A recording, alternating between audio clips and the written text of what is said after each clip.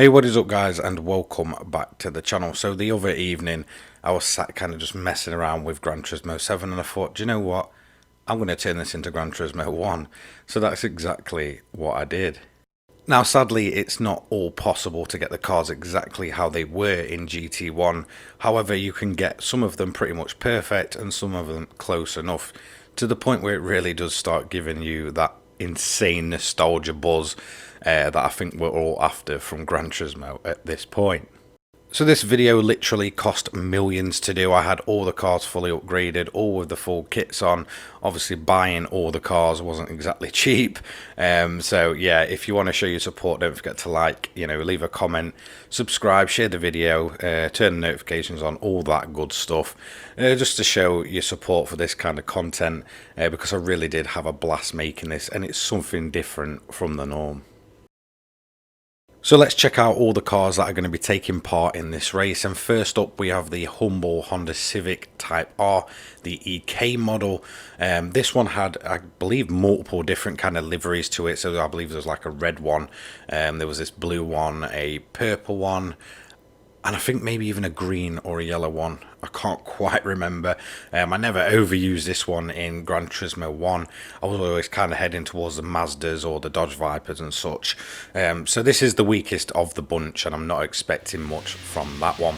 Then we have the Toyota Supra in its bright blue form. It's probably not the Supra you was all kind of hoping for. However, I do have many memories of this car. Obviously that bright blue paintwork. I believe the spoiler's a little bit different. I believe it had the kind of big fixed spoiler. Sadly, I couldn't quite get that in the game. But it is what it is. As I said, some of these are really close and some of them are pretty much perfect. This is more one of the closer liveries. Then we have the Subaru Impreza. Probably one of the more famous ones, the fact that it's essentially the real thing, just with a few kind of swaps. So there isn't sort of the main sponsor liveries of the time on this Subaru, however it's almost there. Like, it's where kind of Polyphony was really cutting it close to sort of, the real thing and in-game cards. So this is one that instantly stands out as pretty much those Subaru Imprezas from the WRC way back when.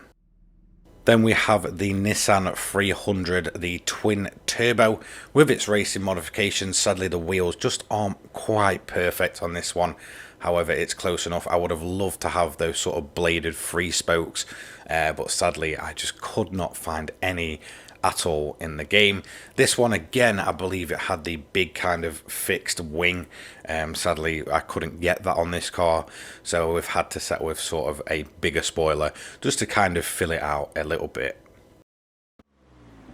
This is one that probably a lot of people remember. This is the Mitsubishi GTO, pretty much spot on from how it was in Gran Turismo 1. Awesome looking livery, this one, by the way, so detailed, it's unreal. Definitely one of the better cards. I'm expecting this one to probably be about mid-grid in terms of Gran Turismo 7, sadly. However, I used to use the hell out of this thing way back when in Gran Turismo 1, so really awesome to see this one take part in this race.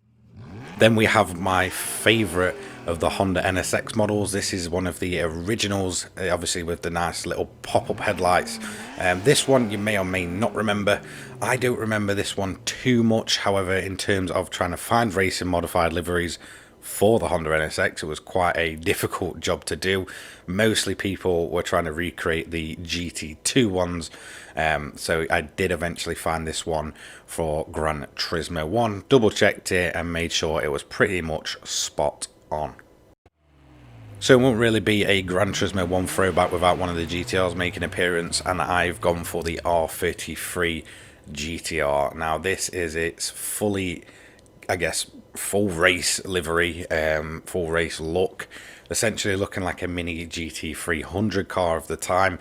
There was quite a few different versions of Skylines that you could have kind of racing mods on, but I kind of wanted to go for the one that kind of gives that full race car feeling, and it was certainly this one. So as I said, it just isn't a Gran Turismo video without a GTR. Then probably one of the most recognizable, famous ones of the bunch, this is a Mazda RX-7.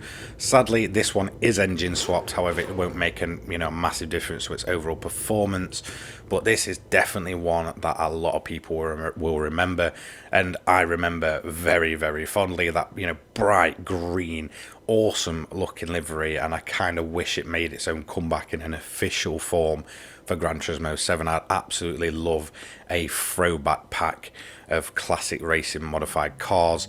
Then another one that probably a bunch of people remember, the Chevy Corvette. This again is one of those cars that just really kind of stands out and always will. I remember, Gran Turismo 1 and Gran Turismo 2, this car being so overpowered and frustrating to beat in some of the lower cars, especially in like arcade mode. So yeah, really awesome to see it, and this will be the one that I actually drive during the video. So yeah, really awesome, absolutely insanely powerful. Then it's possibly the most famous of the bunch, the Dodge Viper. Now, this is actually the 2002 model. I believe the one that was in Gran Turismo 1 was the 97 model. So it's not quite perfect. However, you've got to kind of work with what you've got. So we've actually tried our best to basically turn the 2002 model into essentially the 97 model with racing modifications. Really kind of wide, really kind of aggressive looking, and very, very powerful. So let's get into the race itself and see what happens. Random grid order, so they're not in, kind of ranked in terms of power. And as we can see, the Mazda has absolutely flown off. I'm expecting that thing to place quite highly, maybe not necessarily win it. I've kind of got my suspicions that that Dodge Viper is very, very quick. It always has been, as well as that Honda NSX. Now, as you can see, we've got the Mitsubishi actually up to second place, so that getting a very, very good start. The Subaru hanging in there quite well. I believe the Honda Civic has pretty much just dropped back. And yeah, pretty awesome race, to be honest. Really nice to see all these cars on track. Obviously, I went for Deep Forest, although it's not kind of the exact same layout it used to be. It is one of the original Gran Turismo tracks, so I kind of thought I would take them there. I did really want one of the old, I think it was like one of the Tokyo routes that I believe was kind of set at night. That would have been the ultimate throwback, in my opinion. I have massive fond memories of cars such like the Nissan 300ZX there at night, for some reason in its like sort of deep purple colour. So yeah, I would have loved to go there, but sadly I've had to kind of settle with Deep Forest in a bit of a changed layout from the 1997, I guess. So originally I did plan on doing just a 6-car grid because that's what we got back in the day, but I decided to settle with 10 because there were just more and more cars that kind of came flooding back, and just different cars that I really wanted to try out the liveries on and see if we could try and get them race modified and just tune up. So in the end I did settle with a 10-car grid. I believe this video must have cost me something like, I think, nearly 3 or 4 million just to kind of get set up. Obviously I did fully upgrade all the cars as much as possible, kept them all on the same tyre compound, so racing hards. So it was at least pretty kind of grouped up, and it wouldn't just be one car that runs away from it. And you will kind of see that most of the cars really do kind of stay together, apart from really the Honda Civic. That basically just dropped like a lead balloon. The Subaru was one of those ones that kind of just fell back a little bit, not having the overall power. But I mean, in terms of the front of the grid, we had sort of the Mazda, the Dodge Viper, my Corvette, the Honda NSX. Even the kind of GTO was there for a while before kind of starting to drop back a little bit. R33 GTR, that was up there, so it was just really awesome. And pretty much throughout, each car had its own little battle to deal with, pretty much all the way through this race. So it was absolutely awesome to see, and for me, just looking back at the replay and just seeing all these cars in action, listening to the sights and sounds, was absolutely awesome. So what I'm actually going to do, this kind of replay footage with just the sound, no commentary, I'll actually go ahead and put that on my other channel, just to kind of, those people that just want to listen to it and kind of take in, all the sights and sounds that, it's there in its original form, obviously without me waffling over it.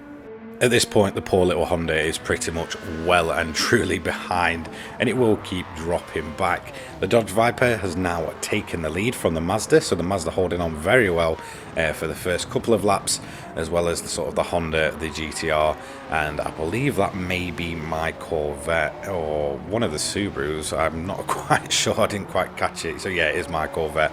Obviously, like, you know, the Subaru and the Supra, they're kind of just not on the power level of these kind of main cars, and these really were the main cars of the time. They were absolutely insanely powerful in Gran Turismo 1, and it's awesome to see that they basically still are. You know, even with full upgrades, these things are all kind of sticking together and basically running away with the pack, and it's awesome to kind of see every car kind of grouped up and just having its own battle as we kind of sort of flick back and forth. Main standout though is definitely that Dodge Viper. It's an absolute animal. It basically always has been. I did kind of review that not long ago, and I did basically say that the Dodge Viper in terms of early Gran Turismo was essentially my favourite car. I absolutely idolised it and fell in love with it when I saw it in, I believe, Gran Turismo 2. For the first time. That's the one that I actually played before anything, and then I did go back and play GT1 about a year later, and played that one to death as well. I wouldn't want to know the amount of hours I put into those two games as a kid, but it's probably a hell of a lot. So onto the Dodge Viper, like I said, kind of back in the day, it was the car. Like, it was insanely powerful. No matter what form you had it in, whether you had it in its road form or you had it in its race form, even, you know, as far up to, I'd probably say Gran Turismo 3 was the last time it was really kind of very powerful. I believe it was the Orica Viper in that game, and that was just insanely, you know, fast. And then it kind of began to, you know, start getting outdated from about Gran Turismo 4 onwards, and although it was kind of always quick, it just wasn't kind of this showpiece it once was. In terms of sort of outright performance and stuff, other cars kind of started overtaking it, and it kind of faded away from being like one of the main show cars of Gran Turismo. But if you had to ask me what's one of the poster cars of Gran Turismo, I would definitely say, you know, apart from obviously the Japanese cars that we have, it'd probably be the Dodge Viper. They just seem to always show it in the intros, and it was always kind of very prominent when it was racing. It was always kind of one of those cars that really was just showing off by the developers. Obviously, you had the standard sort of R33s, R34s, R32s, bunch of Mitsubishis, Subarus, all that good stuff, but then there was kind of the Viper there as well. So as you can see, as we get further into this race, it's essentially a two-horse race for the win between the Viper and the Corvette. The absolute speeds my Corvette was hitting in a straight line was absolutely ridiculous. I believe I was hitting like 200 odd miles an hour, which I really didn't actually expect, but it kind of held it quite well. Again, the Viper though definitely being the standout car through the corners, even though it was very, very powerful. Down the back of the grid, we've got such the likes of the Subaru, the Supra, and the 300ZX just kind of battling away, and the Honda is very, very far back at this point. You know, it is fully upgraded. Sadly, I just really wasn't expecting it to be on that level. I probably didn't expect it to be that far back.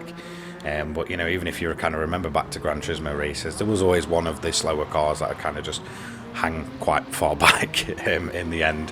Especially if you did those endurance races, you'd probably lap it about, you know, 20 times. As you can see though, back up at the front, we've got myself in the Chevy and the Dodge Viper side by side going out the tunnel. Awesome sight and sound. Are we going to manage to outbrake it? It's looking like we've gone a little bit deep there, and the Dodge Viper is going to try and get it up the inside. It's literally the sprint to the finish now, so which one of us is going to take it? We've got the Viper just absolutely launching out of those corners, but it's looking like it's just hit the brakes there. We're going to go around the outside, get it sideways and across the line to take the win in the Chevy Corvette. Dodge Viper holding on for second. So really awesome race. Really just tons of nostalgia throughout. So that is going to be it for today's video. I just wanted to do something different. And again, like I said, if you do like this video and you enjoyed this kind of content and this kind of throwback vibes, then, you know, don't forget to like, comment, subscribe, turn those notifications on, and share the video everywhere. You know, it really does kind of help me out, and it kind of just gets more people interested in Gran Turismo 7 once again. you know, thank you so much to my channel members for your continued support. Thank you to, you know, even people that aren't my channel members that kind of, you know, support me on the daily. I do really kind of take notice. I do kind of know who you guys are now. You know, I see the same names every day and I'm like, oh yeah, you're back. So yeah, really awesome to see. Thank you so much. Take care, and I will see you all in the next one. Cheers guys. Peace.